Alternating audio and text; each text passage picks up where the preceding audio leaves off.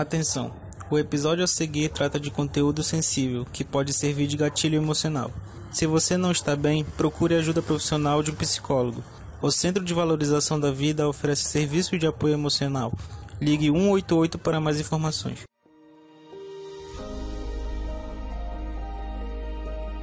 Neste mês, o Caro Livros Podcast está especial por causa do Setembro Amarelo, campanha brasileira de prevenção ao suicídio.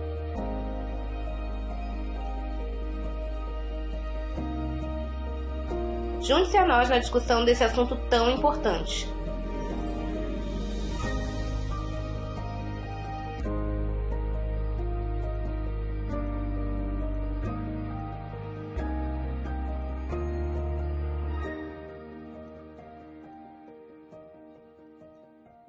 Oi, eu sou a Carol Jack. E eu sou a Carol Will. E você está no Caro Livros, o podcast que lê mundos a fundo.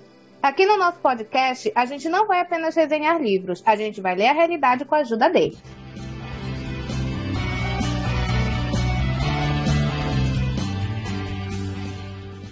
Oi, gente, sejam muito bem-vindos a mais um episódio, o primeiro episódio do mês de setembro aqui do nosso podcast. Eu espero que vocês estejam bem, que estejam curtindo a nossa programação. E agora, no mês de setembro, a gente tem uma nova programação muito especial, também uma programação temática. A gente tá gostando dessa coisa de pegar meses temáticos, né, Will, pra fazer os nossos episódios. E esse mês é um mês especial porque o tema, ele é um tema que é muito importante, mas também é um tema muito sério, que precisa ser discutido, que é um tema relevante, que a gente precisa começar a falar com bastante responsabilidade, que é a campanha do Setembro Amarelo. Para quem não conhece, a campanha do Setembro Amarelo é um mês que a gente tira, né, para discutir e debater temas relacionados à prevenção do suicídio. Então, é um mês muito importante porque a gente sabe como o suicídio, ele impacta a nossa sociedade, como infelizmente a gente ainda tem muitos casos atualmente, e ao mesmo tempo, nesse cenário, a gente tem pouco conteúdo sendo produzido, a gente tem poucas pessoas falando sobre o assunto, ainda é um tabu, infelizmente. E as pessoas ainda têm uma certa resistência, elas ficam relutantes em falar desse tema, que é um tema muito sensível. Então, esse foi um assunto que mexeu muito com a gente ficou muito relutante em saber se a gente ia ou não fazer esse tema agora em setembro, porque afinal de contas, não somos psicólogas, né? Então, é um tema que a gente não pode sair falando por aí de qualquer jeito, mas que a gente achava importante trazer pra vocês. Então, a nossa programação, ela tá muito boa, a gente fez com muito carinho, a gente vai trazer aqui pra vocês profissionais da psicologia pra falar do assunto com a gente, e a gente vai abrir esse tema com um livro que é o chamado O Livro Z. Pra quem não conhece, esse livro, ele tá na Amazon, tá, gente? A autora é uma mulher chamada Virag Veneki. Pelo menos eu acho que é assim que a gente... Eu sempre pronunciei o sobrenome dela assim, então eu acredito que seja dessa maneira. Que é uma autora estrangeira, ela é húngara, porém ela vive no Brasil há muitos anos, desde a infância dela. E sobre o que se trata o Livro Z? O Livro Z é um livro de relato, tá? É a vida dela, em que ela relata acontecimentos da vida dela, de como o suicídio impactou a vida dela. Aliás, o título é esse, O Livro Z, Como o Suicídio Mudou a Minha Vida. Então vocês vão ver que é um livro muito tocante, ele é um livro muito interessante, é um livro que vale a pena ser lido, porque de maneira nenhuma ele vai ser um livro que vai deixar você pra baixo. Apesar do tema ser denso, um tema que tem forte carga emocional, é um livro que fala muito sobre superação, sobre o que fazer com a dor e como usar essa dor para um bem maior. Então, é um livro muito lindo e eu espero que vocês gostem da discussão que vai rolar hoje. Então, vamos começar falando da autora, um pouquinho da vida dela. Ela, como eu já falei, é estrangeira, ela é da Hungria, porém ela veio para o Brasil em 1987. Ela veio junto com a família, tá? Ela tinha pai, mãe e 2 irmãos, os 2 mais velhos do que ela é a caçula, e eles vieram pro Brasil porque houve uma oportunidade de emprego pro pai dela. E aí, quando eles se estabeleceram aqui no Brasil, Brasil, em Recife, no estado de Pernambuco, e lá eles viveram muito tempo da vida, né? Ela tá aqui no Brasil há bem mais de 20 anos. No decorrer da trajetória dela, ela passou por algumas mudanças, né? Ela acabou perdendo o pai, infelizmente, e por conta disso, a família dela, parte da família dela, um dos irmãos mais velhos, o mais velho dos três, e a mãe dela voltaram pra Hungria um tempo depois, ficando ela e o outro irmão dela no Brasil. E ela permanece aqui no Brasil até hoje. Ela atualmente mora em Belém do Pará, aqui na minha cidade. Ela é professora universitária,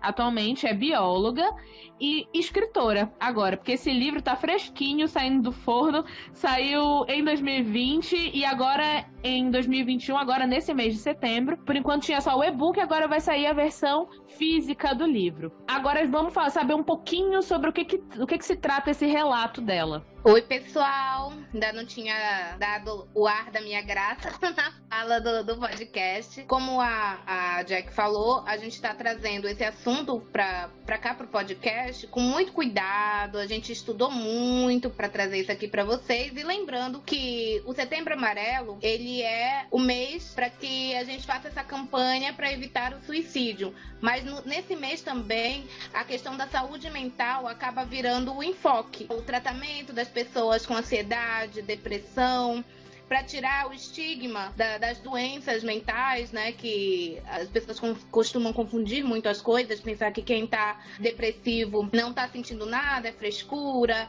ou o ansioso é só se controlar porque falta de Deus, esse tipo de coisa. Então, durante esse mês, a gente fala muito sobre saúde mental e também fala sobre essa questão do suicídio. E esse livro é o primeiro livro de não ficção que a gente traz aqui para o podcast. É um livro que é um relato, como a Jack falou. Ela vai relatando tudo o que mudou na vida dela e como que o suicídio do irmão dela mudou tudo que ela conhecia. Porque, assim, o luto se manifesta de diferentes formas, dependendo de cada pessoa, né? Cada pessoa sente o luto de uma maneira diferente. Mas quando é um suicídio, traz muito um peso a mais pro luto.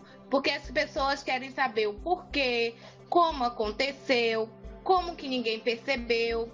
E isso coloca uma bagagem muito pesada para aquelas pessoas que são sobreviventes do suicídio. E a gente consegue experimentar isso muito bem no livro, porque ela descreve tudo, gente. Ela é uma autora extremamente organizada, virginiana. E ela vai descrevendo passo a passo de tudo o que aconteceu, desde que ela soube a notícia, né, do falecimento do irmão dela, até a superação. Sim, porque tem uma superação e não entendo que superação é esquecimento. Esquecer, ninguém esquece. Isso é uma coisa que não tem como você apagar da sua história. Porém, há meios da gente transformar o luto em luta. Eu vi uma campanha com esse slogan há algum tempo atrás, eu não lembro exatamente do que, é do luto à luta, mas eu acho que é muito forte essa fala. E começa o livro com como ela recebeu a notícia do que tinha acontecido. E o fato de começou de uma forma estranha, porque assim, morava somente ela e o irmão dela no apartamento. A outra parte da família estava para a Hungria e eles não se viam constantemente porque cada um tinha a sua própria rotina. Eles eram estudantes, ela na época estava fazendo doutorado, mas eles percebiam a presença um do outro na casa, né? Então você vê a movimentação da louça, a roupa, enfim. E numa noite ela percebeu que o irmão dela não tinha dormido em casa. Só que assim, na nossa correria, no nosso dia a dia, naquilo que a gente já tem estabelecido por rotina, ela foi para a faculdade mesmo assim, porque ela tinha coisas para fazer. E na época não tinha celulares como tem hoje em dia, né? Hoje em dia a gente contacta as pessoas muito facilmente, né? É só a gente pegar o celular, a gente nem precisa ligar. Hoje em dia o WhatsApp facilita também nessa questão. A gente manda uma mensagem e tal, fica muito mais fácil. Na época em que ocorreu, não tinha essa possibilidade. Ela cita no livro que só ela tinha um aparelho celular. Então, ela tinha que realmente esperar ele voltar para saber o que tinha acontecido. Se ele tinha ido dormir na casa de alguém, se ele tinha mudado o percurso, se ele tinha perdido o último ônibus. Tinha várias possibilidades aí. E eu achei ela uma pessoa muito centrada, porque eu já começaria a pirar o cabeção, entendeu? Às vezes, assim, um atraso de meia hora já é o suficiente pra gente começar a ficar muito preocupado com tudo, porque esse mundo é muito louco, né? A gente pensa em uma infinidade de coisa, e aí ela esperou, foi trabalhar, e lá ela recebeu a notícia. Foi uma professora dela que deu a notícia do que tinha acontecido, e aí ela começa a relatar todo o processo. Eu não vou minuciar aqui todo o processo, né? Eu não vou fazer a leitura do livro para vocês, porque é importante que todo mundo faça essa leitura e experimente por si, porque cada pessoa vai receber de uma maneira diferente.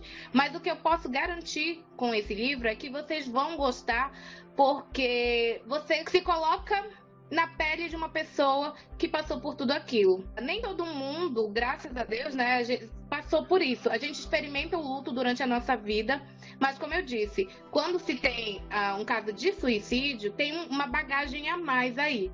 Então, a gente perceber como tudo isso aconteceu do ponto de vista de uma pessoa que sofreu, faz com que a gente crie mais empatia, a gente entenda melhor o sentimento das pessoas, e aí a gente vai começar a pensar antes de falar. É muito importante, viu, gente? Porque o suicídio parece assim que gera uma curiosidade macabra. As pessoas têm necessidade de saber o porquê, como foi que aconteceu, como é que a família não percebeu. E, enfim, isso tudo faz com que as pessoas ficam se sentindo piores do que era preciso, sabe? Porque assim, a situação já é péssima, a situação já é ruim. A pessoa está num momento de muita fragilidade. E ainda ficar tendo que responder essas perguntas constantemente, né? Toca num ponto assim muito específico de muita dor.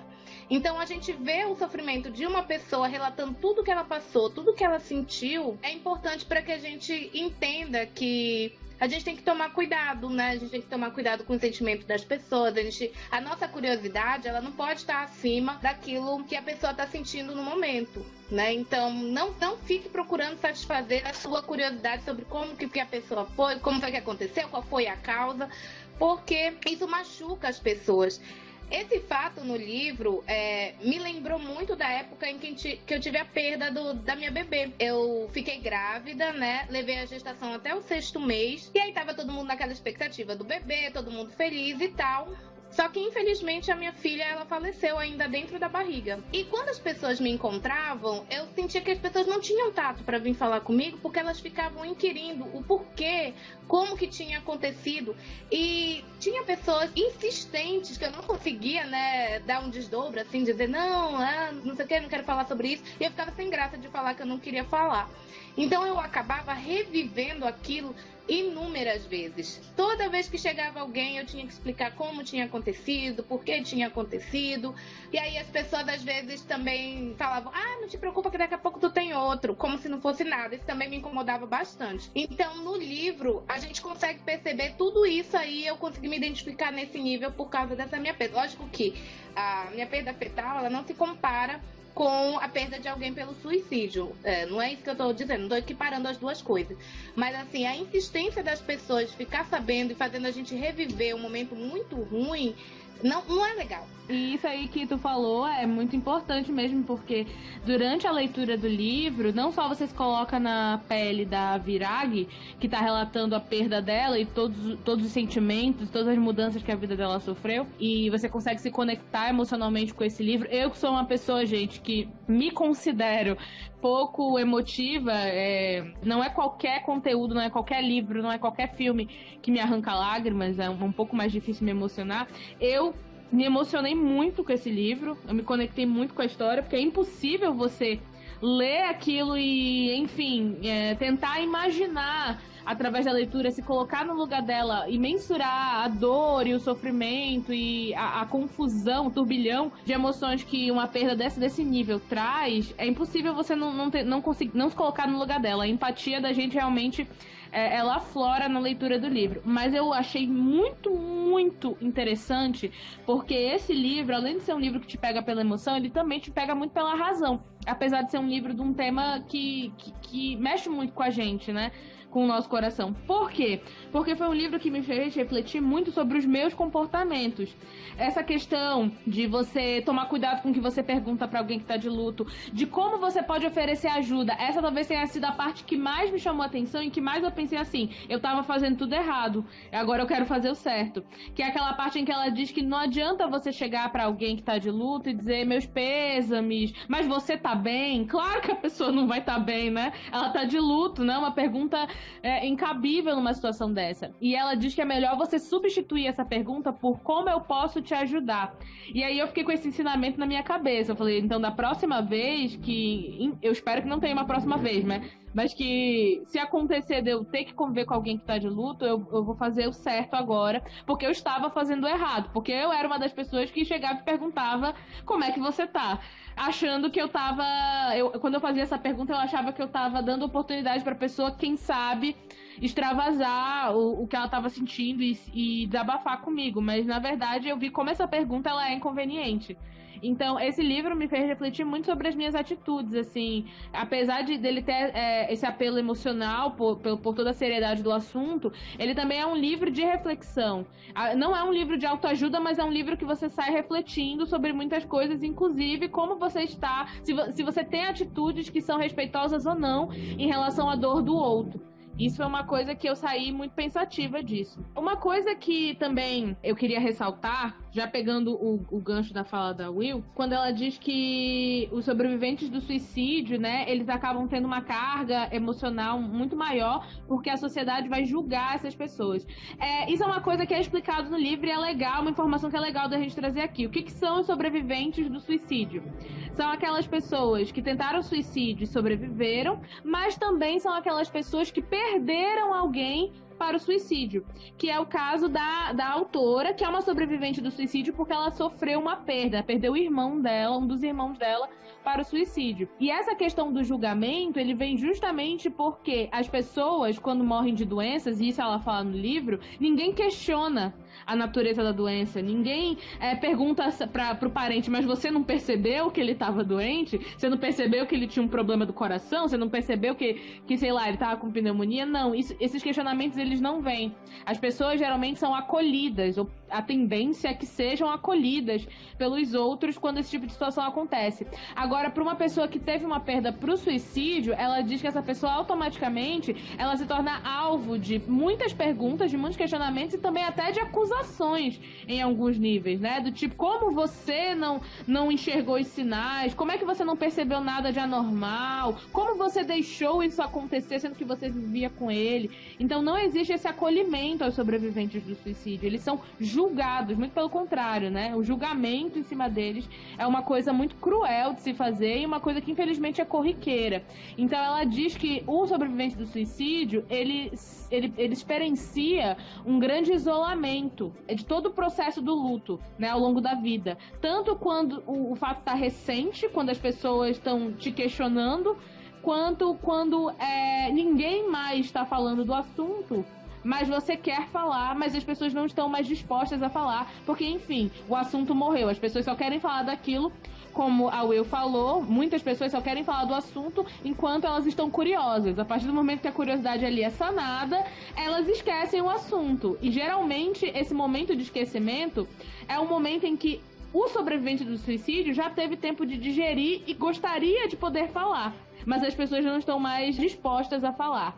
E isso é uma coisa que é legal também, que é trazido nesse livro, é que o suicídio ele é falado quando as pessoas estão chocadas com o que aconteceu. Todo mundo quer falar. E é o momento que quem perdeu não quer falar, porque não quer reviver. Mas em outro momento, todo mundo finge que não existe. E é legal do livro é que ela fala com todas as letras, suicídio, porque ela justifica que você não falar uma coisa não faz essa coisa deixar de existir. Eu acho que é importante a gente deixar claro aqui que esse conteúdo que a gente está abordando hoje é um conteúdo sensível. Se você não está bem, ou se você tem alguma forma de sensibilidade a essa temática, isso pode servir de gatilho. Então eu aconselho que você não escute, pare aqui, porque o importante do nosso episódio hoje não é que vocês de fato saibam todos os detalhes da história, mas que vocês saiam daqui sabendo que tem como vocês pedirem ajuda. E talvez a gente já possa, Will, ir para essa parte da história em que ela fala de como ela pegou a dor dela e transformou isso num trabalho voluntário muito bonito para ajudar as pessoas com a prevenção do suicídio. Queres falar alguma coisa sobre isso? Eu achei tão bonito no final, né? Porque a gente sente muitas dores ao longo da nossa vida. E uma dessas dores é o luto. Só que o luto, ele pode parecer uma dor que é só uma dor. Tipo assim, você sente, você sofre, mas você não tem o que fazer com ela. Só que no final do livro, ela relata como ela virou voluntária do CVV, Centro de Valorização à Vida, não é isso? E ela transformou toda essa dor que ela estava sentindo em ajuda para outras pessoas. Eu achei isso simplesmente maravilhoso e inspirador. Isso me inspirou a procurar ajudar mais as pessoas, né, da maneira que eu consegui. A gente às vezes não percebe o quanto uma pequena ação nossa pode impactar na vida das outras pessoas. Às vezes as pessoas só querem ser ouvidas, né? E o CVV, ele é um canal para isso, para que as pessoas possam se sentir acolhidas, se sentir ouvidas. Nessa nossa vida do corre-corre do dia a dia, a gente às vezes não tem tempo nem pra gente mesmo, a gente pensa, né? Que dirá pro outro. Então, ter alguém disposto a te escutar no momento que você está passando por uma dor, isso aí é maravilhoso. Então, trabalhar com isso, transformar toda essa dor que ela sofreu, tudo que ela passou, toda essa experiência que ela tem, né, com esse sofrimento, e transformar em algo para ajudar outras pessoas, eu achei assim fenomenal, e eu tô me sentindo inspirada a fazer o mesmo, né? Então, depois que eu li esse livro, eu comecei muito a observar mais as pessoas ao meu redor, sabe? Eu acho que eu passava muito direto assim pelas pessoas, não prestava tanta atenção. E agora eu tô mais assim, principalmente no meu caso, né, porque eu sou professora, trabalho com adolescentes, então agora eu tô escutando bem mais eles do que eu costumava. Eu achava que eu já escutava bem, mas aí eu percebi que não. E aí eu tô me disponibilizando a ajudá-los de alguma forma, da forma que eu conseguir. E isso é muito bonito, cara. É muito bonito a gente transformar a dor em algo bom para outras pessoas, porque ajudar outra pessoa não é só bom para a pessoa que está sendo ajudada. Você também se sente bem, você pensa que você está fazendo a diferença.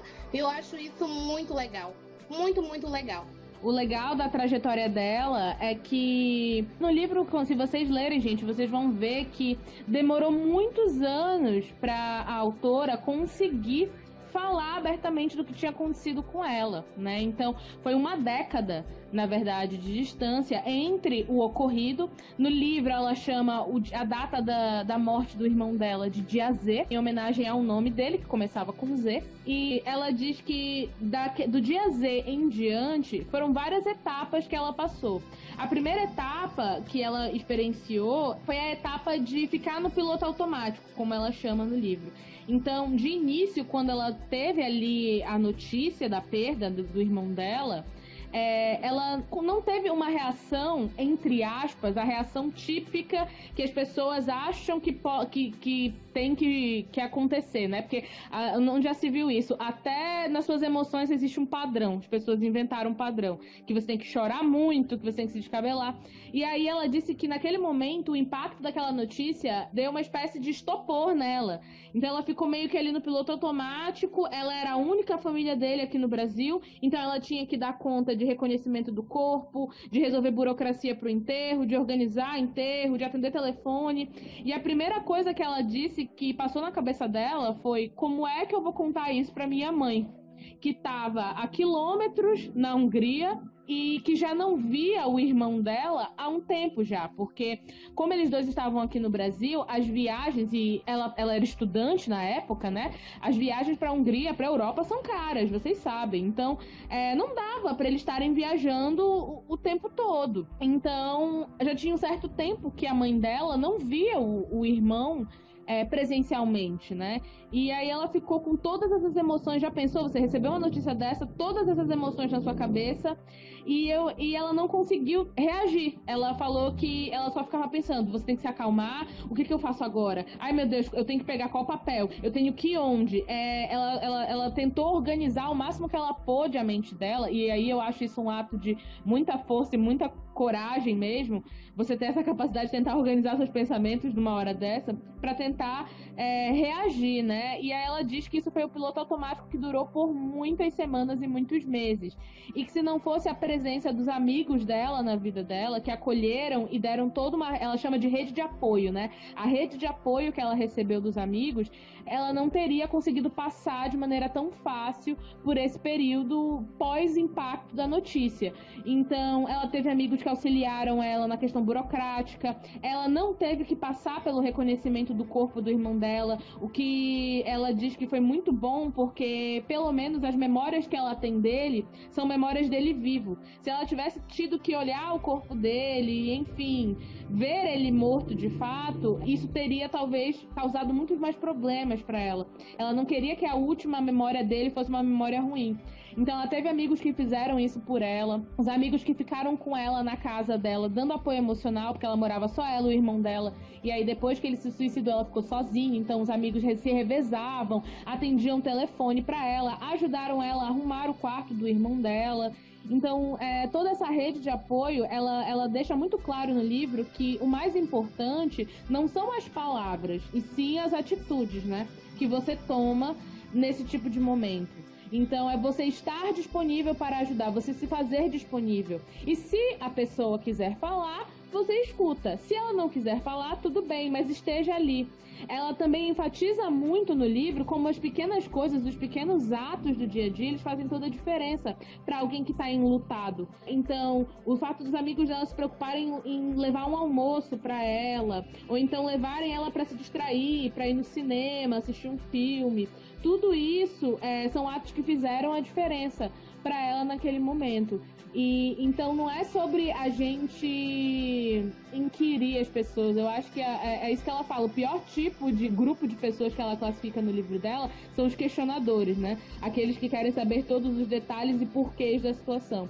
E os melhores são aqueles que falam quando você quer falar e te escutam quando você está disposto a falar do assunto, mas se você não tiver, eles respeitam você, mas eles estão sempre ali do seu lado, se você precisar de alguma coisa. Eu achei essa parte muito bonita e foi essa parte que realmente fez eu refletir sobre as minhas atitudes, porque eu acho que eu não era... Ela coloca 3 grupos de pessoas, né? Tem aquele grupo de pessoa que finge que nada aconteceu e nunca toca no assunto. Tem aquele grupo de pessoa que já é o contrário, que quer saber tudo, todos os detalhes mórbidos da situação. E tem aquele grupo que respeita o tempo da pessoa enlutada. Eu não era do grupo dos questionadores, eu era do grupo... Eu acho que eu era mais do primeiro grupo, sabe? Aquele que não falava nada.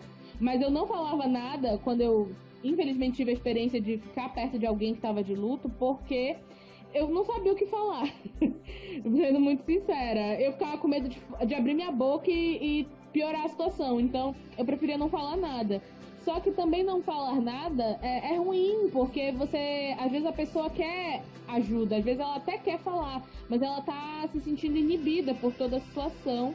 E então é legal você sempre se mostrar: eu estou aqui se você quiser conversar, eu estou aqui se você precisar de alguma coisa, e se importar de fato. Eu acho que a parte em que ela descreve como as pessoas ao redor dela reagiram ao luto dela é uma das partes mais impactantes do livro. Eu queria falar um pouquinho também sobre a questão da saúde mental. Eu acho que é importante a gente tocar nesse assunto, porque ao ler esse livro e ver a classificação dela em relação às pessoas, eu percebi que essa rede de apoio, ela é muito importante, né?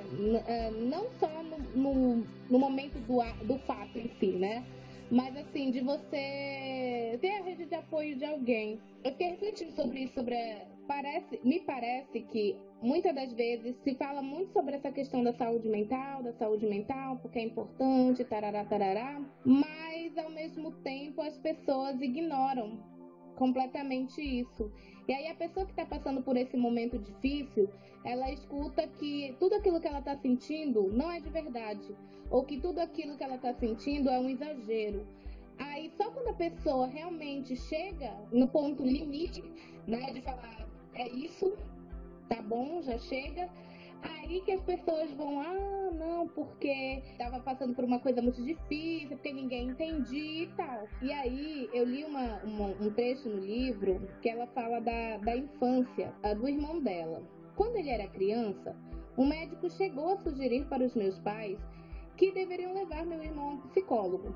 Mas meu pai se recusou com aquela frase clássica que negava as coisas. Meu filho não é doido. Então, assim, a gente tem que parar de pensar que ir para o psicólogo e procurar ajuda é coisa de doido. E quando eu falo isso, eu estou falando para mim mesma, porque eu sofro de ansiedade e às vezes eu sinto como se as pessoas elas não conseguissem entender o que eu estou passando, mas julgam, né? Então, assim, essa questão da pandemia foi uma coisa que caiu de paraquedas na nossa vida e que eu já tinha problemas com ansiedade antes, ela triplicou durante esse período da pandemia, porque o medo era um sentimento constante, né? De todos os dias, da vida. E hoje em dia eu percebo que... Eu escutei a seguinte frase. Eu estava falando sobre a questão do uso das máscaras, porque os vacinados querem colocar o pé na porta e falar, estamos vacinados, tá tudo bem, ninguém precisa mais usar máscara, ninguém precisa fazer mais nada.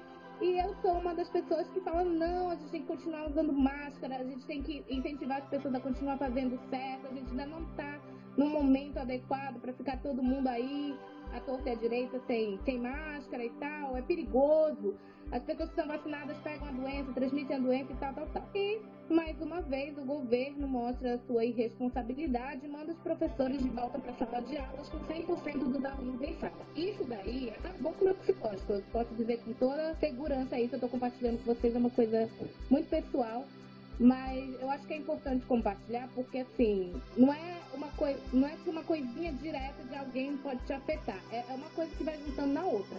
Então, o medo da doença, a situação que a gente está, né, da pandemia, da irresponsabilidade das pessoas, aí os governantes não ajudam, são irresponsáveis também. Nos primeiros dias em que voltou os 100% dos alunos, eu não estava bem. E eu demonstrava isso sem querer, né? Porque assim, a gente fecha o rosto, a gente tem uma tendência a se isolar. Eu sentia muita vontade de chorar porque eu me sentia obrigada a passar por uma situação que não era necessária nesse momento, né? Como se a gente estivesse sendo obrigada, assim, a fazer uma coisa que todo mundo sabe que é errado, mas você está sendo obrigada a fazer porque você precisa trabalhar, porque você precisa, né? E aí eu escutei da minha colega a seguinte frase: você já pensou em procurar ajuda? Aí eu fiquei assim, já pensei em procurar ajuda, mas a ajuda que eu quero é a responsabilidade das pessoas, porque é isso que está dificultando a minha vida nesse momento. Então, assim, sou eu que tenho que procurar ajuda, quando na verdade todo mundo parece que nega todo o perigo que a gente está vivendo. Eu não sei se eu estou conseguindo expressar direito o que eu estou querendo dizer, mas assim, é como se eu fosse a louca. Eu entendi dessa forma. Não sei se era essa a intenção da pessoa, pode não ter sido, né? Mas eu entendi assim, tipo, você tem que lidar com isso de uma forma ou de outra, então você tem que procurar ajuda. E procurar ajuda tá certo, viu, gente? Não tô dizendo que tá errado, não. Eu sei que eu tenho que fazer meu acompanhamento psicólogo, bonitinho e tal, mas aí eu penso, eu tenho que aceitar então coisas que me machucam, buscando ajuda, porque para todo o resto das pessoas tá de boa, tá normal. Não entendo aí muito bem como é que isso funciona, né? Mas aí, como as pessoas sabem que eu tenho ansiedade, vai logo para esse lado a conversa. Sempre vai para esse lado. Então, eu também me sinto assim, como se tivesse um holofote na minha cabeça, sabe? Tipo assim, ela tá ficando doida aí, exagerando, fazendo tudo isso, porque ela sofre de ansiedade. Então, às vezes, eu nem falo mais que eu sofro de ansiedade, porque aí eu percebo que as pessoas já olham pra mim de uma maneira diferente. É o estigma, né? É o estigma, porque se você tem ansiedade ou depressão, você é um descontrolado, obviamente. Tudo que você fala não é válido, né? Tudo é um exagero, não tá acontecendo nada, você não tá ligado na realidade. É esse tipo de comportamento que estigmatiza, estereotipa as pessoas, que levam muitas vezes as pessoas a atitudes extremas como suicídio. É esse tipo de atitude, entendeu? Porque, querendo ou não, quando você estereotipa uma pessoa que sofre de algum problema mental como alguém que não é válido, né? O que você está falando não é válido, o que você está falando não é real. Nunca essa pessoa ela tá falando alguma coisa que faça sentido, porque ela é ansiosa. Então a ansiedade é o que ela não é mais nada. Ela não é mais professora, ela não é mais mulher, ela é ansiosa. Quando você faz isso, você tá pisando em cima dos sentimentos da pessoa. E aí eu também sinto vontade de falar uma coisa para esse tipo de gente. Não existe um ser humano na face da Terra.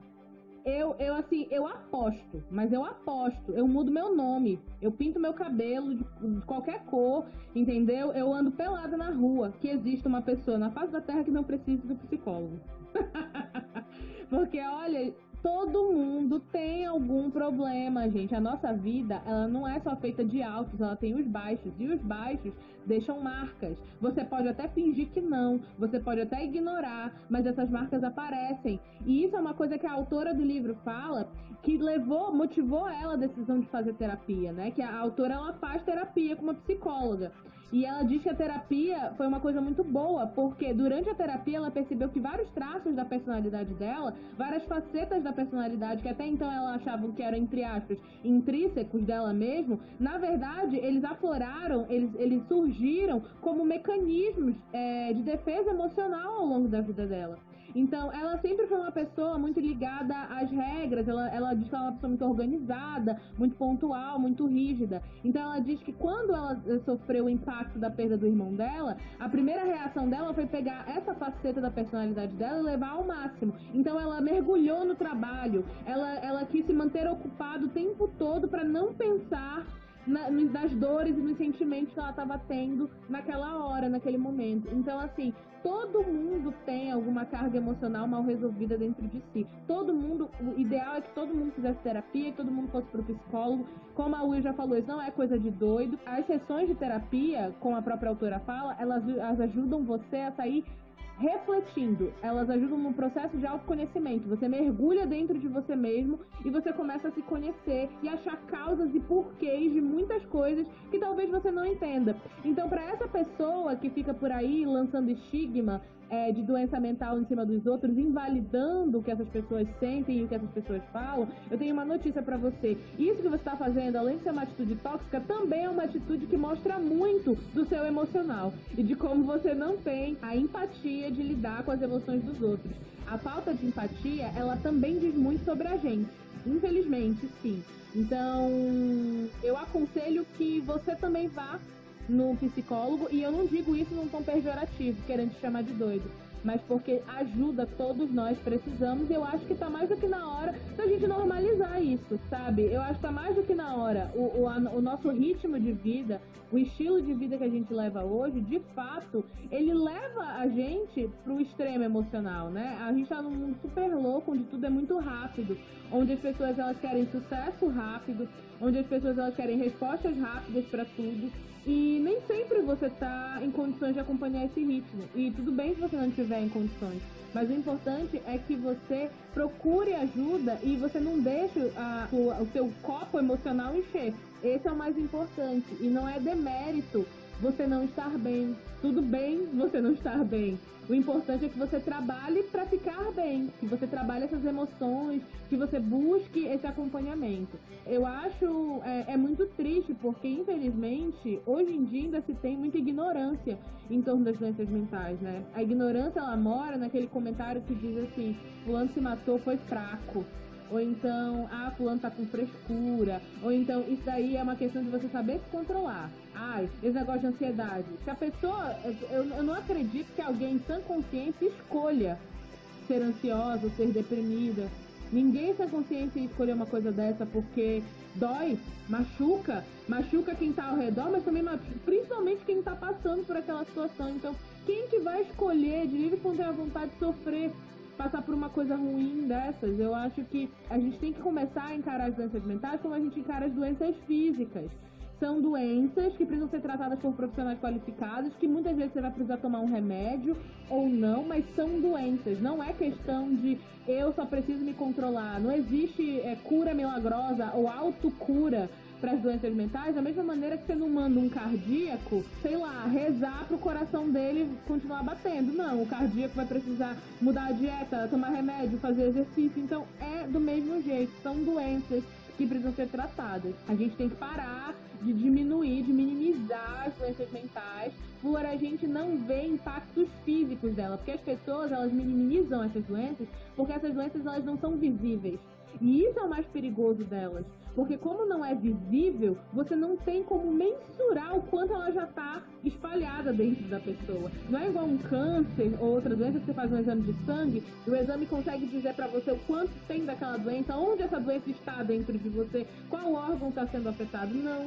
A doença mental, ela é muito complexa para você ter essas informações. Ela é multifacetada. Então, é uma coisa que realmente tem que ser acompanhada por quem estuda. Não é uma questão de você rezar mais ou rezar menos, ou você está com preguiça, ou você está estressado, isso daí é frescura. Não. É uma questão de realmente séria, que tem que ser levada a sério, tem que ser levada para um tratamento profissional. Então, a gente tem que parar com isso. Isso me revolta um pouco, sabe? Eu fico muito chateada quando eu escuto essas coisas, porque eu sou ansiosa também. Mas apesar de que eu não acho que a ansiedade ela seja o meu maior problema. Ela é um problema, acho que todo mundo que é ansioso sabe disso, né? Mas, no meu caso, eu não sei lidar muito bem com a minha raiva. A raiva ela é um problema muito grande pra mim. Isso é uma coisa que eu tenho em comum com a autora que eu me identifiquei. Ela diz no livro que ela resolveu fazer terapia porque o que aconteceu? Ela teve uma discussão com um amigo de longa data dela e nessa discussão ela acabou extravasando, entendeu? Ela teve uma reação que ela chama de desproporcional ao nível da discussão. Ela acabou vomitando nele todas as emoções que ela estava acumulada. E então isso pra ela foi o gatilho que fez ela pensar, nossa, eu acho que eu preciso ver isso aí não tá certo, eu preciso ir no psicólogo. E eu tenho isso em comum com ela, porque eu também sou assim. As pessoas, e aí eu também agora vou falar um pouquinho de mim, né, da minha vida. As pessoas, elas dizem assim, a Jack é muito explosiva, né? Só que na verdade, quando eu explodo, eu já estou acumulando. As pessoas pensam que eu explodo assim, me fez um negocinho aqui, eu já tô explodindo. E na verdade não é desse jeito. Quando eu explodo, eu geralmente vou explodir por uma coisa pequena, uma coisa idiota, vai ser uma reação desproporcionada, mas porque eu já estou guardando dentro de mim outras coisas que aconteceram anteriormente, outros fatos, outras situações que me chatearam, que mexeram comigo e que na época eu não falei. E aí eu guardo todas aquelas emoções e aí parece que é aquela coisa do copo que tá cheio e cai uma gotinha, aí transborda o copo. É exatamente isso que acontece. Então eu acabo extravasando tudo, às vezes a pessoa não merece, às vezes a pessoa merece, depende da situação. Mas realmente eu entendo, então, o que ela passou. Então, isso também é um alerta de que eu preciso desse acompanhamento, né? Eu quero muito fazer. Ela disse no livro também, inclusive, que ela protelou durante muito tempo ir atrás de ajuda, mas ela conseguiu dar esse primeiro passo. Eu também espero conseguir, porque eu acho que é importante. Todo mundo devia dar esse primeiro passo, na verdade, que é buscar ajuda profissional. Assim, durante o livro, a gente percebe que se você não for atrás da ajuda, as pessoas também não vão te ajudar. E o que eu tô querendo dizer com isso? Ela teve uma rede de apoio de amigos e tudo, só que ao mesmo tempo ela sofreu muito julgamento. É como ela diz no livro, né? Ela se tornou, sem ela escolher isso, o centro das atenções de uma situação horrível, que foi o suicídio do irmão dela. Todos os olhos estavam voltados para ela, era muita pressão, fora os sentimentos da perda. E as pessoas, elas vinham de diferentes formas abordar ela. Algumas mais sensíveis, outras menos. E as que feriam ela ao longo do caminho iam contribuindo para que ela criasse uma série de mágoas em torno desse assunto. E isso contribuiu para que ela demorasse uma década para conseguir falar de forma natural sobre como o irmão dela morreu. Então, a gente tem que também rever, né, essa parte. Não só a gente olhar para nossa própria saúde mental, levar isso a sério, mas também pensar antes de falar, né? Você não sabe se o que você tá falando pode ser um gatilho emocional pro outro. Para você pode parecer uma coisa boba, mas às vezes você tá causando uma grande dor, um grande ferimento no outro, né? Esse livro, ele leva você a refletir sobre isso, se você está escolhendo bem as palavras que você está usando com os outros, porque Você não sabe o que aquela pessoa tá passando. Olhando pelo lado de fora, inclusive a autora diz, né, ela era taxada de insensível, porque ela não chorava, ela não demonstrava, entre aspas, o padrão de tristeza que era esperado dela, né? Que já é um absurdo por si só existir um padrão de tristeza esperado, mas ok.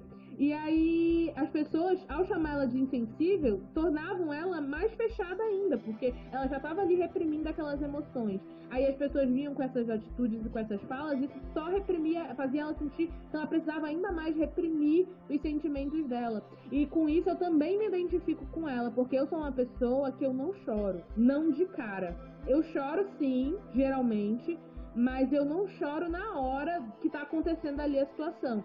O choro, ele vem pra mim muito tempo depois, quando eu, sei lá, eu paro pra analisar o que tá acontecendo e aí eu choro, entendeu? Mas na hora que eu recebo a lapada, é muito difícil eu chorar. É muito difícil, já aconteceu, mas não é o padrão, entendeu? E eu também fui taxada de insensível. Numa situação que me doeu muito, que eu não tenho condição de falar dela aqui, mas eu fui taxada de insensível, de não estar me importando com a pessoa, que eu não amava aquela pessoa de verdade. Então, isso me machucou muito na época. Então, tipo, era uma situação difícil, uma situação que tava me trazendo muito desconforto, muita dor, muita tristeza, e eu ainda ter que escutar dos outros que eu não tava no padrão esperado de desespero, de tristeza que as pessoas achavam que eu tinha que ter numa situação daquelas. Então, é uma situação muito complicada, e eu digo com toda certeza que sim, que essas palavras que na hora, enfim, eu tenho quase certeza que não foram faladas pra me machucar, entre aspas, foram insinuações, né? Não foram acusações de fato. Mas essas insinuações, elas me machucaram no nível que realmente eu só consegui chorar sobre o que estava acontecendo muito tempo depois, praticamente quase 6 meses depois foi quando eu consegui chorar sobre isso, porque eu me fechei muito com o que estava acontecendo. Então eu me identifico muito com a Virag nesse aspecto. Eu consegui me conectar muito com ela, porque eu sei o que é isso, né? As pessoas, elas reagem de maneiras diferentes à dor, ao luto, à tristeza. A gente também, isso é outra coisa que a gente tem que normalizar, que nem todo mundo vai se debulhar em lágrimas. Tem aquela pessoa que vai conseguir chorar, tem aquela pessoa que não vai. Tem aquela pessoa que ela vai conseguir sorrir apesar de tudo, mas isso não significa que ela tá feliz, que ela não tá sentindo nada, ou que ela tá menos triste. A gente tende a julgar muito os outros pelo que tá do lado de fora, né? Mas aí o contrário também é verdadeiro. Porque quando você chora muito, ou você sofre por um tempo que as pessoas consideram um tempo demais, aí as pessoas começam, não, você tem que parar com isso, já foi, bola pra frente, você tem que olhar pro seu futuro, porque isso, não sei o que. Então, assim, é muito complicado você se enquadrar nos padrões das pessoas, né? São padrões absurdos, eu acho que nem deveria existir, né? Já começa daí. Cada um é cada um, cada pessoa é uma pessoa. E aqui eu devo dizer que eu já fui a pessoa tóxica, que fez comentário indevido em hora indevida, que achou que poderia fazer com que outra pessoa melhorasse, aumentando a fé dela ou inspirando a fé dela, alguma coisa assim. Até que eu percebi que, na verdade, o que eu achava que estava me ajudando, que era a fé, né? Eu achava que a minha fé estava me ajudando a segurar tudo. Na verdade, ela só estava represando. Aí teve um dia que teve uma rachadura nessa minha muralha, e aí o mundo veio abaixo. E tudo que estava represado durante muito tempo saiu. E aí foi o momento que eu fui buscar ajuda, né? Buscar ajuda de um psicólogo. Só que aqui também fica a minha revolta com os planos de saúde. O plano de saúde que eu tinha na época que eu comecei a terapia, eles disponibilizavam uma sessão por mês pra mim. Então, isso é uma dificuldade maior, porque se você faz o atendimento pelo SUS, por exemplo, demora uma vida também para você conseguir um atendimento psicológico pelo SUS, né? E normalmente não é uma coisa continuada, é uma coisa que demora, né? Porque a demanda é grande, são poucos profissionais, aí você tem que esperar, você fica numa fila de espera. E quando você consegue atendimento, o atendimento não é seriado, né? Não é com muita frequência. Então, assim, olha como a nossa sociedade encara a saúde mental. Se fala horrores sobre saúde mental na internet, que as pessoas têm que ter empatia, que as pessoas isso, que as pessoas aquilo, mas o próprio sistema não ajuda. Porque se você vai pelo SUS, demora. Pelo sistema privado, eles também limitam o seu acesso, por mais que você pague o plano de saúde. Como é que eu vou fazer um tratamento eficaz indo uma vez no mês na psicóloga? Tá certo que uma vez no mês é melhor do que nenhuma, ok. Mas se eu tiver que ir 5 vezes no cardiologista, eu vou. Por que eu não posso ir 5 vezes no psicólogo também? Qual é a grande dificuldade aí? Então fica aí também a pensada pro pessoal. Saúde mental em nenhum momento é prioridade, em lugar nenhum. Seja o sistema público, seja o sistema privado, para a nossa sociedade, porque todo mundo olha esquisito para as pessoas, acha que a pessoa vai surtar. Eu tenho a sensação, quando eu falo com as pessoas e eu digo que eu sou ansiosa, que elas pensam que eu sou uma bomba relógio que vou explodir. Elas ficam olhando assim, qual é o momento que essa menina vai explodir? Ela vai explodir em algum momento? Ela vai fazer alguma coisa assim? E qualquer coisa que eu fale, gente, sem brincadeira nenhuma, qualquer coisa que eu fale, as pessoas dizem que eu tô exagerando. Eu sofro com isso, sofro horrores. Eu chego em casa assim, ainda bem que eu tenho a minha família. Porque se eu não tivesse, olha, eu tava lascada. Porque a minha família são as pessoas que me escutam, né? São as pessoas que mesmo quando acham assim, que eu já falei várias vezes sobre o assunto, porque eu falo, viu, gente? Eu repito. Parece assim, que é aquela catarse, né? Tu vai eliminando, fala, até sair tudo. Ainda bem que eu tenho eles, porque se eu não tivesse, eu não sei em que situação eu estaria. Porque o tempo todo é o julgamento das pessoas, por eu ter ansiedade, né? E também esse negócio de achar que eu tô exagerando o tempo todo. Ela é ansiosa. Ela tá vendo aí tudo, parece que ela tem uma lupa no olho, ela tá exagerando na situação. E não é, cara, eu não tô exagerando, tá? Se eu tô exagerando, a OMS também tá, ok? É a Organização Mundial de Saúde, certo? Eu tô falando no caso do coronavírus, porque eu tenho muita dificuldade de fazer com que as pessoas entendam a gravidade da situação. As pessoas tendem a minimizar. E aí, eu já fui a pessoa tóxica, né? De falar pros outros pra ter fé, falar pros outros que era pra procurar ajuda. Eu já fui assim, de falar desse jeito, sabe?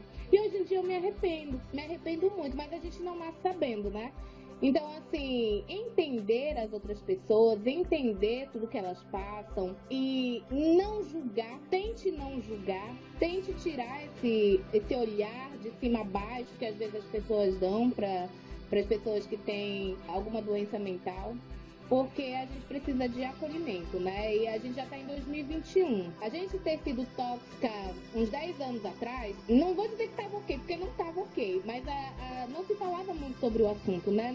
Nós não tínhamos muitas fontes de informação, principalmente na questão do suicídio, fica tudo muito escondido, ninguém fala muito sobre isso, por inúmeras razões, né? Mas agora já é 2021, né, gente? Vamos acordar pra vida. Vamos aí tentar melhorar como pessoas. Porque se você começa melhorando você mesmo, você tenha certeza que você vai melhorar o mundo, tá? Porque aí você vai contagiando as pessoas e vira uma corrente do bem. Então, todo mundo fazendo a sua parte. Primeiro olhe para si, se analise bem, se entenda bem, tome cuidado com o que você fala e principalmente da maneira que você fala, porque às vezes o problema não é nem o que a pessoa fala, é a maneira como a pessoa fala. Pensar sobre isso, refletir sobre isso e vamos melhorar aí, porque 2021, né, gente, já deu. E é por isso que eu acho que esse livro é tão importante, gente. Merece a atenção de vocês, tá? Merece muito a atenção de vocês. Leiam e leiam com calma. Não vão lendo aí com pressa, na agonia, não. Leiam com calma, vão absorvendo todas as informações, a questão da situação, porque você não vai ser a mesma pessoa, eu garanto isso. Você não vai ser a mesma pessoa quando você terminar de ler esse livro. Com certeza não. E por falar em tomar cuidado com o que a gente fala, eu lembrei agora de uma coisa que me chocou muito quando eu li o livro, que foi a parte em que ela relata como as mídias trataram do caso do irmão dela. Porque o caso do irmão dela, lá na cidade de Recife, teve uma relativa repercussão, principalmente porque ele era estrangeiro, né? Então isso chamava a atenção. Ela própria relata no livro que as pessoas prestarem atenção mais neles, pelo fato deles terem um nome diferente, já era uma coisa que eles estavam acostumados, né? Era corriqueiro as pessoas ficarem curiosas de saber de onde eles eram, por que eles estavam no Brasil. Então era uma atenção indesejada que ela já tinha, né? Mas que infelizmente ela aprendeu a ter que conviver. Só que aí, com o suicídio do irmão dela, tudo mudou, né? Como eu já falei, ela relata que ela se tornou o centro das atenções e tudo isso foi amplificado pelo fato deles serem estrangeiros numa cidade brasileira. E aí ela relata que as coisas mais absurdas foram faladas, e olha que na época nem tinha rede social, agora imagina se tivesse. As mais fake news foram faladas sobre o irmão dela, num ato muito desleal, tanto da imprensa quanto de outras pessoas, para tentarem, enfim, engajar nessa discussão do suicídio dele. Então, foram levantados absurdos, como, por exemplo, fizeram questionamentos sobre a sexualidade do irmão dela, disseram que que aconteceu o que aconteceu porque ele era de uma família pobre, inclusive falavam informações erradas deles. Ela disse que a informação mais, assim, viajada que ela leu foi que algumas pessoas em alguns blogs de internet disseram que eles tinham vindo para o Brasil fugindo da perseguição comunista do governo da Hungria. Isso foi uma baita de uma fanfic. Então, assim, eu queria chamar atenção para esse ponto, porque não é só você tomar cuidado com o que você fala no dia a dia. Hoje a gente está vivendo em dois mundos paralelos. No mundo físico, que talvez eu arrisco dizer que seja o menos importante na atualidade, e o mundo virtual, que é o que tem mais relevância hoje em dia.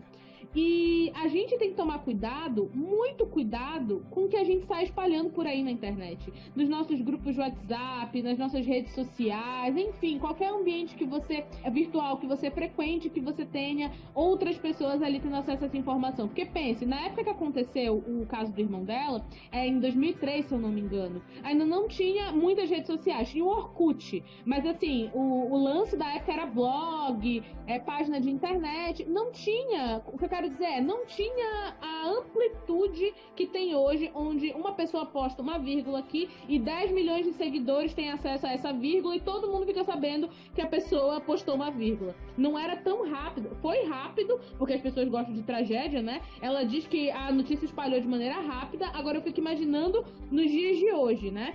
E as pessoas hoje já têm esse hábito, sempre tiveram, mas hoje parece que está mais exposto, esse hábito péssimo de sair falando informação inventada sobre o que elas não entendem e criando histórias e ficções e fanfics em cima das coisas de maneira muito desrespeitosa, né? Não é à toa que hoje em dia a gente tem um inquérito das fake news rolando aí, porque chegou num nível que até o governo tá com esse tipo de lógica na cabeça, né?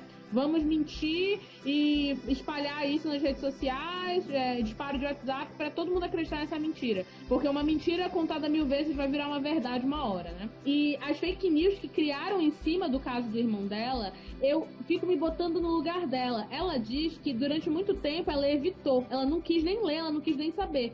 E depois de um tempo, já passados alguns anos da perda do irmão dela, ela simplesmente parou de se importar, ela nem foi atrás das pessoas que falaram esse tanto de besteira sobre a história de vida dele, sobre o próprio irmão dela. Então eu acho que eu não teria essa finese dela, essa resiliência. Ela diz que, na verdade, não é que ela não quisesse rebater, é que ela estava tão arregaçada emocionalmente que o pouco de energia que ela tinha era usado para sobrevivência dela, para manutenção básica. Ela não tinha energia para brigar com os outros. Eu super entendo ela. Eu acho que eu estaria assim também. Mas, ao mesmo tempo, eu me botando no lugar dela, quando li aquilo, eu fiquei brava quando eu li no livro. Eu fiquei brava de saber que as pessoas pegaram a morte de alguém, que é algo tão triste, que dói na família, e transformaram isso numa manchete, numa fanfic, numa fake news, e criaram histórias mirabolantes.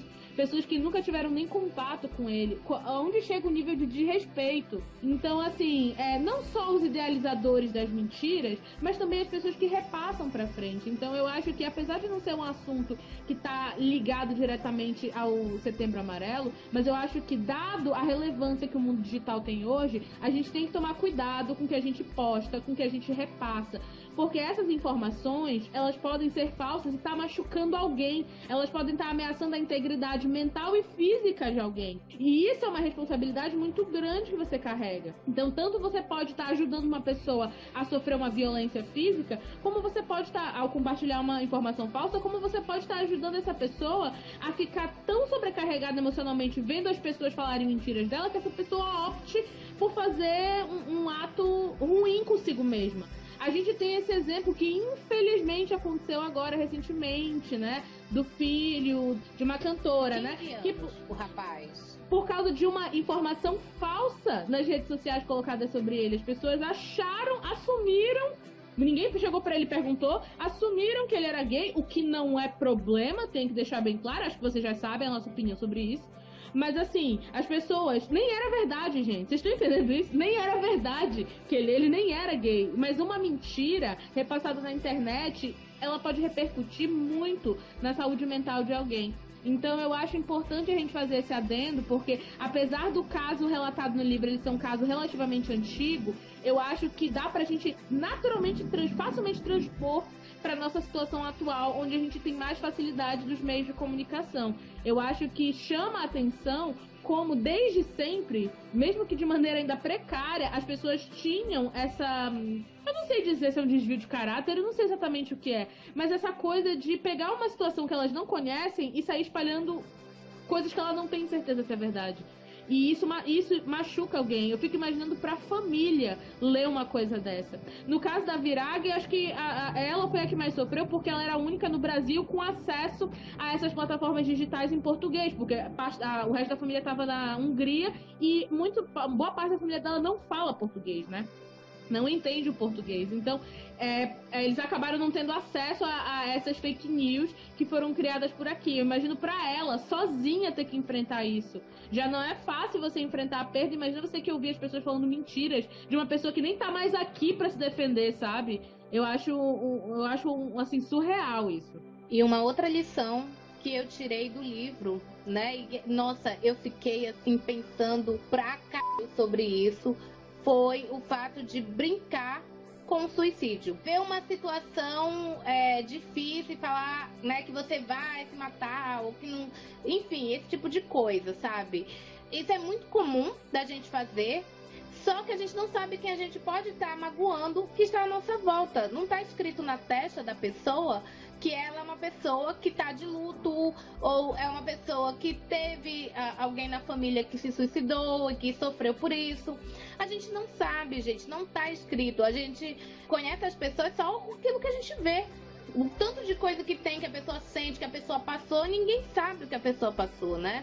E aí fazer essas piadinhas, a gente pode estar provocando sofrimento em outra pessoa. Então, cara, depois que eu li esse livro, eu simplesmente, assim, exterminei isso da minha vida. Não faço mais piadinha desse tipo, que nem deveria ser, né?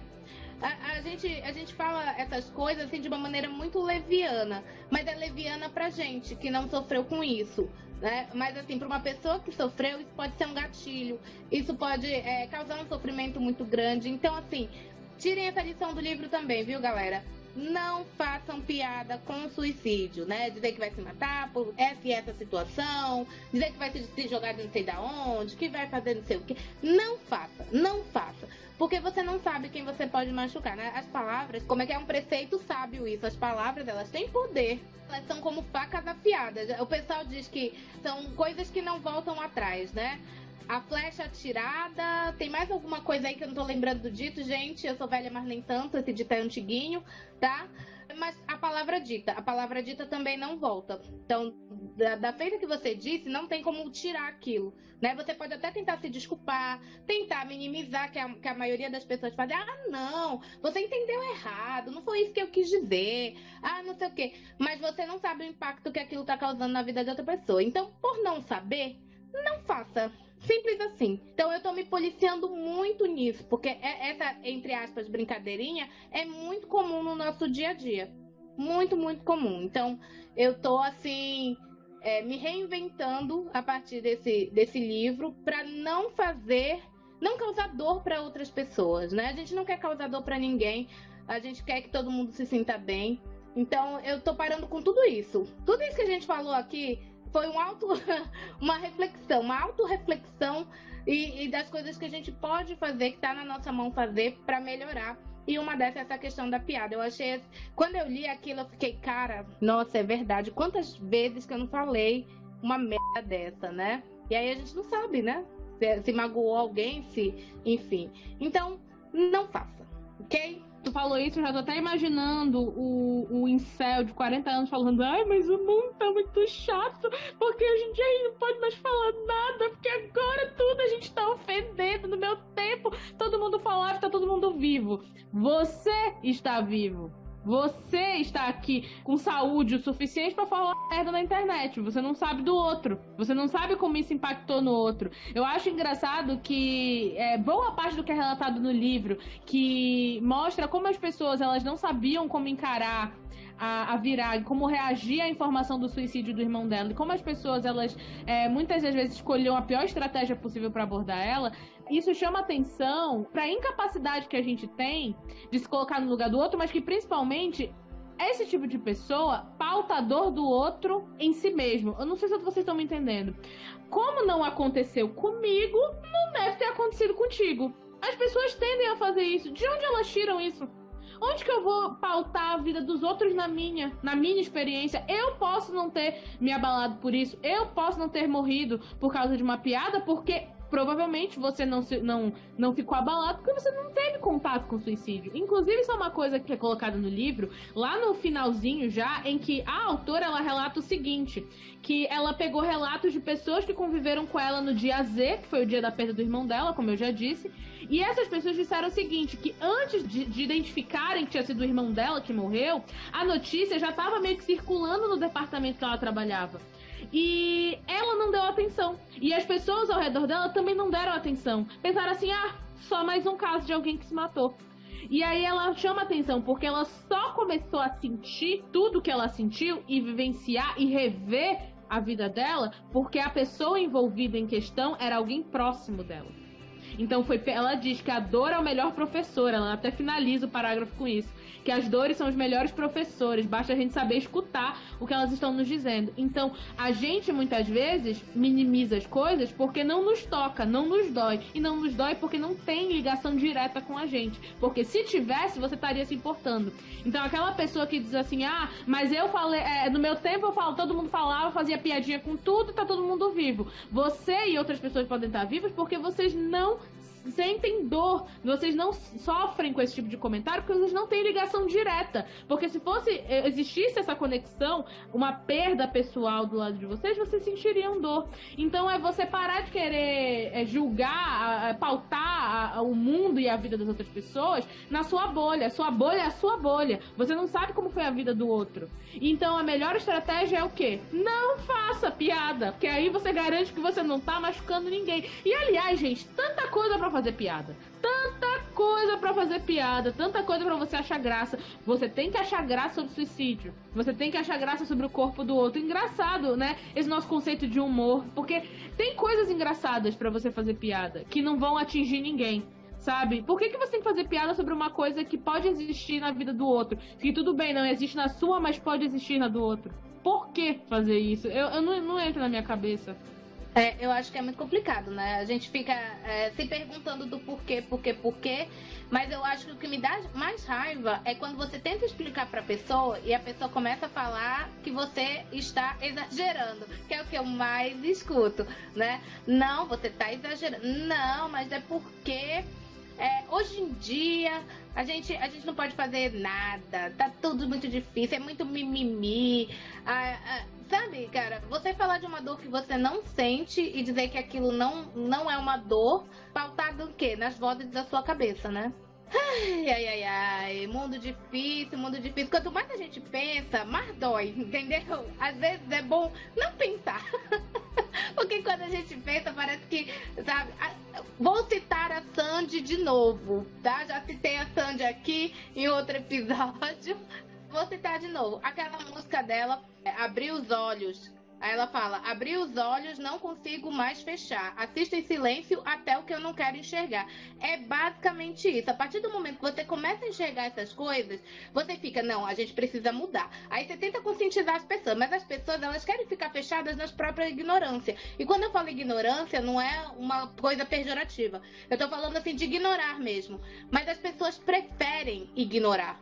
Elas preferem ignorar. Parece que é mais confortável você negar pra si mesmo. Mas eu tenho a minha teoria. Eu acho que as pessoas agem assim, por quê? Porque elas estão, como é que se fala? Tentando não se sentir mal. Porque quando você descobre que essas atitudes são tóxicas, que você pode ter magoado outras pessoas, que você pode ter causado sofrimento nas outras pessoas, você vai sofrer. Você vai ficar pensando, cara, eu sou uma merda de ser humano. E aí você fala, não, isso não aconteceu. Porque aí, se não aconteceu, você é uma pessoa maravilhosa, você é um cidadão de bem, né? Mas a gente tem que descer desse pedestal e começar a se analisar, viu, gente? Terapia já, bora! Exatamente.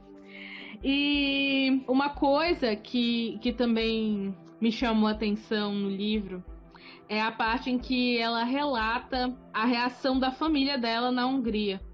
Porque, cara, no livro, o que ela diz? Ela diz que a mãe dela e o irmão dela optaram por não contar pra família, pros parentes, né, tios, tias, primos, etc., que o irmão dela se matou. Eles optam por dizer que ele sofreu um problema cardíaco. Isso, ela até fala, né, é uma coisa muito normal, porque dado esse tabu de não vamos falar do assunto, vamos fingir que isso não existe, as pessoas, elas não sabem como contar para os outros que alguém se matou. E existe também uma questão da família ter medo de ser julgada, né? Porque a gente já falou, das pessoas não acolherem. Então, muitas vezes, os parentes optam por esconder mesmo.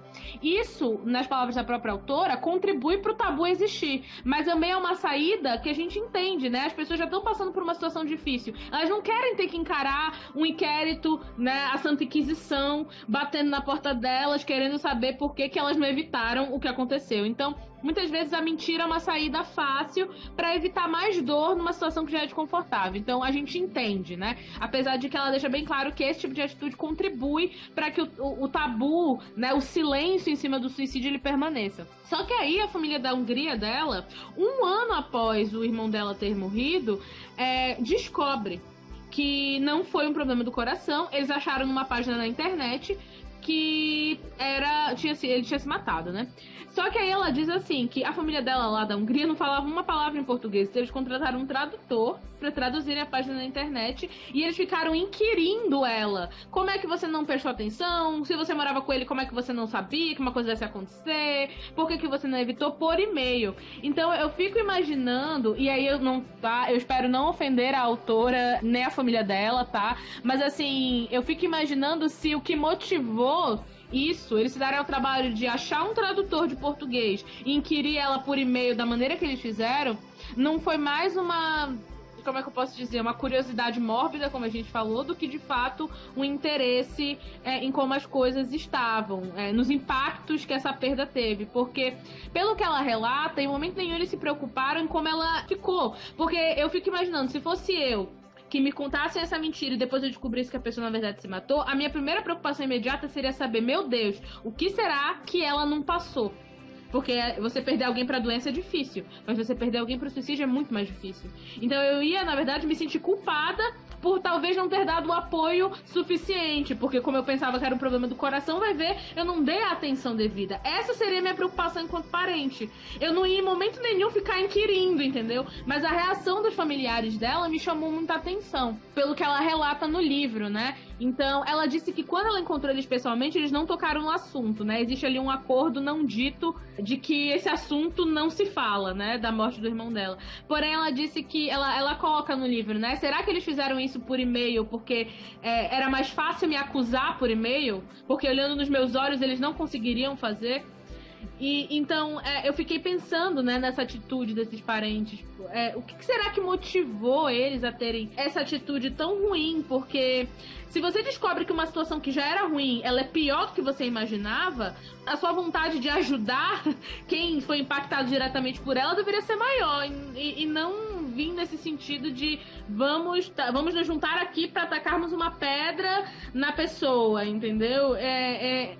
Eu não sei se eu consegui me fazer explicar, mas aí eu fiquei pensando no quão esses laços sanguíneos e esses parentes, os parentes muitas vezes eles podem tornar uma situação que é ruim pior do que ela já é.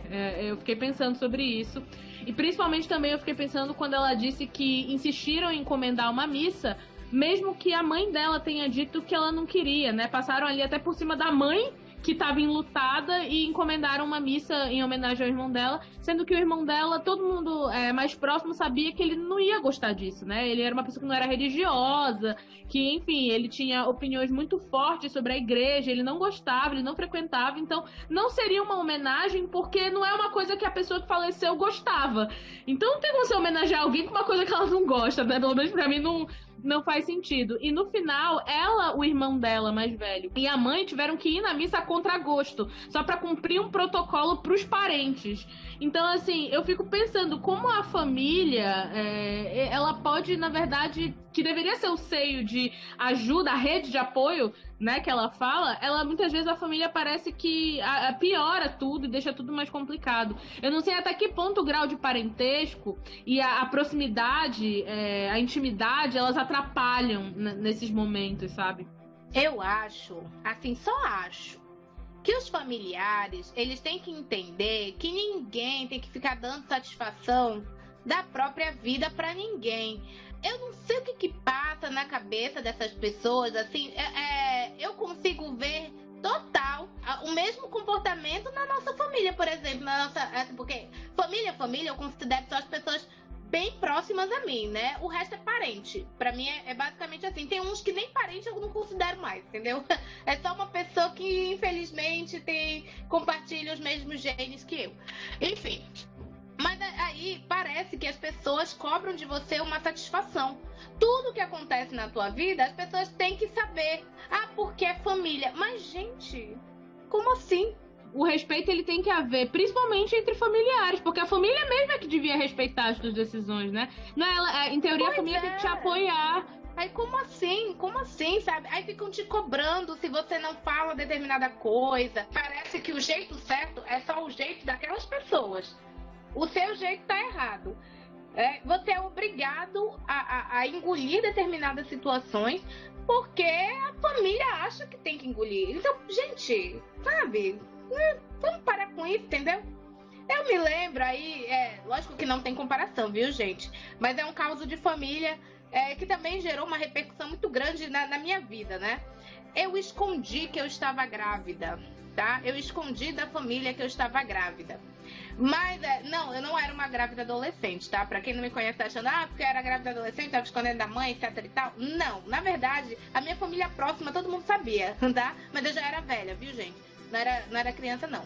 Mas por que eu escondi a gestação? Porque eu já tinha vindo de um óbito fetal, em que todo mundo ficou em cima de mim, e tarará, eu queria saber, aí eu ficava revivendo aquela dor, eu fiquei deprimida, né? Sofri muito.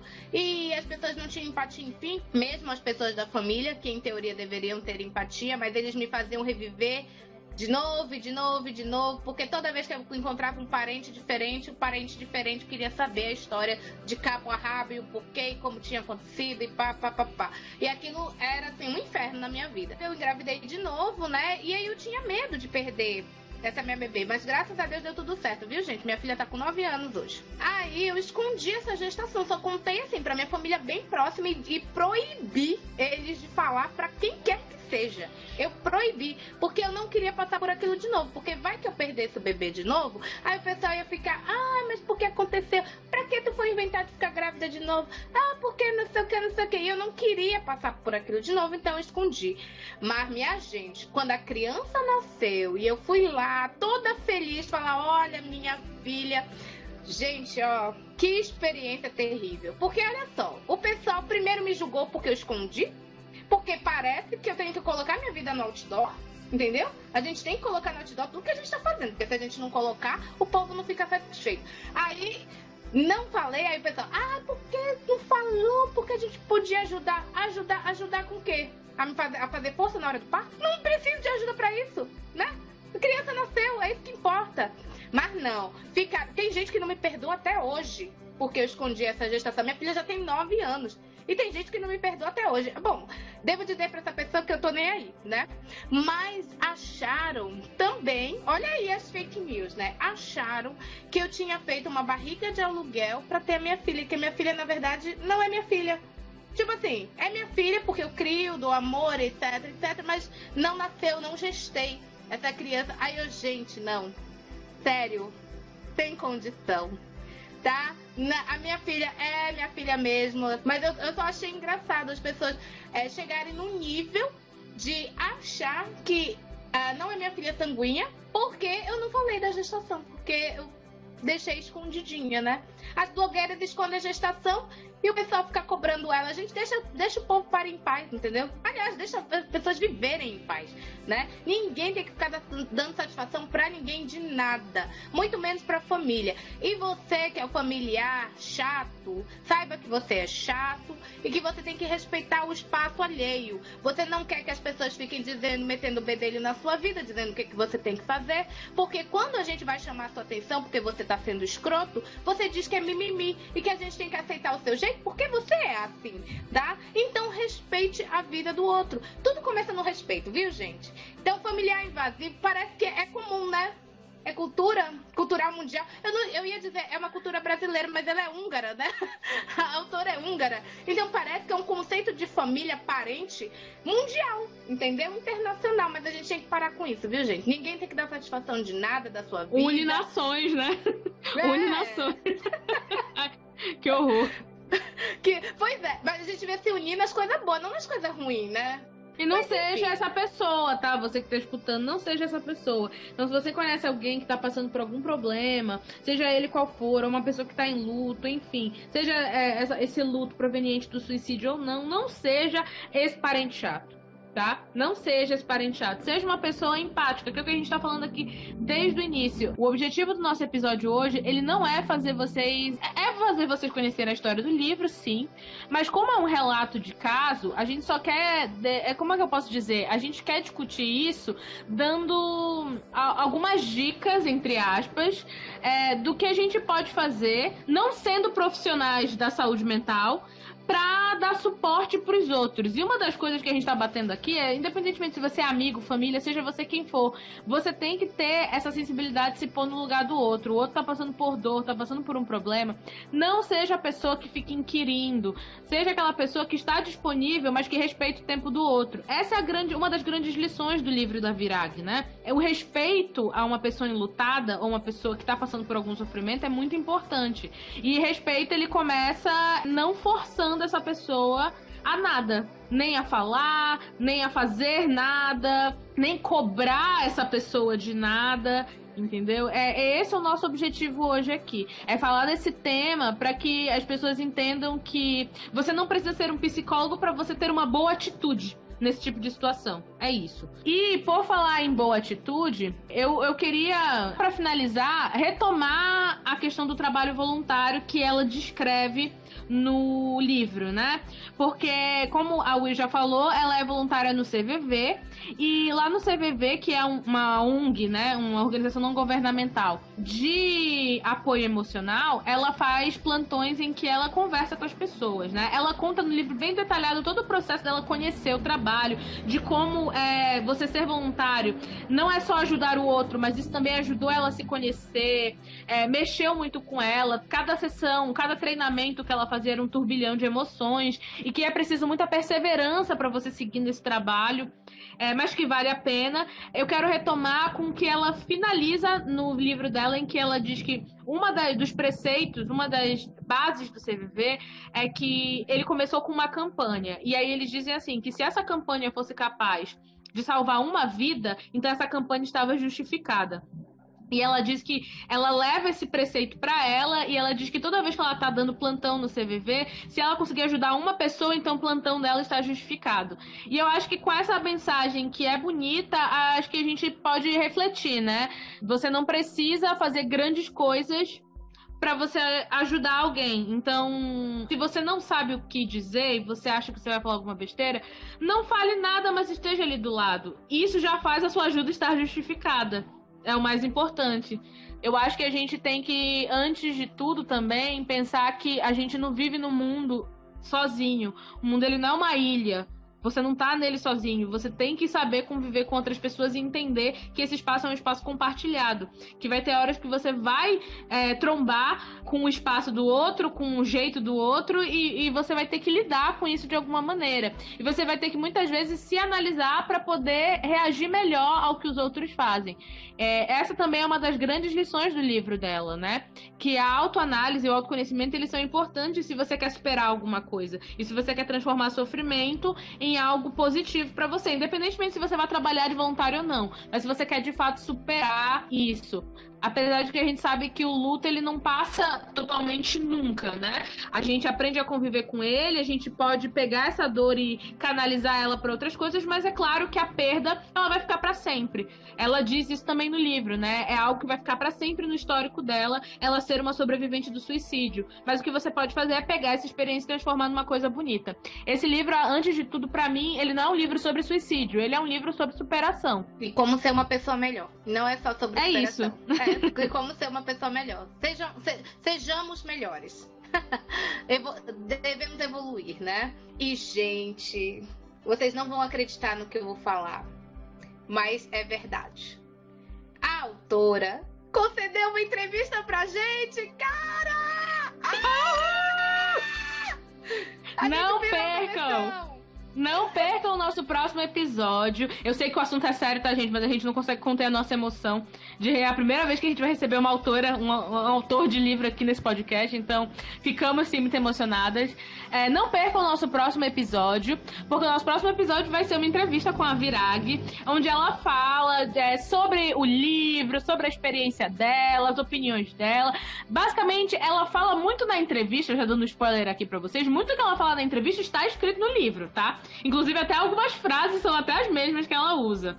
Mas, assim, vale muito a pena pra vocês conhecerem esse trabalho bonito que ela fez. Esse livro que é um livro importante. Como a gente falou, é mais do que um relato. É um relato onde você se conecta com a história dela, mas você sai dali refletindo sobre muitas coisas. A gente não quer aqui falar de uma expertise que não é nossa, tá? Mas a gente acha importante a gente tocar nesse assunto nesse mês. E só para finalizar o nosso podcast hoje, é uma informação que provavelmente vai aparecer no início do nosso episódio, mas eu vou repetir agora de novo. O telefone do CVV, que é o Centro de Valorização à Vida, se você estiver precisando de apoio emocional, se você quer conversar sobre qualquer coisa, é 188.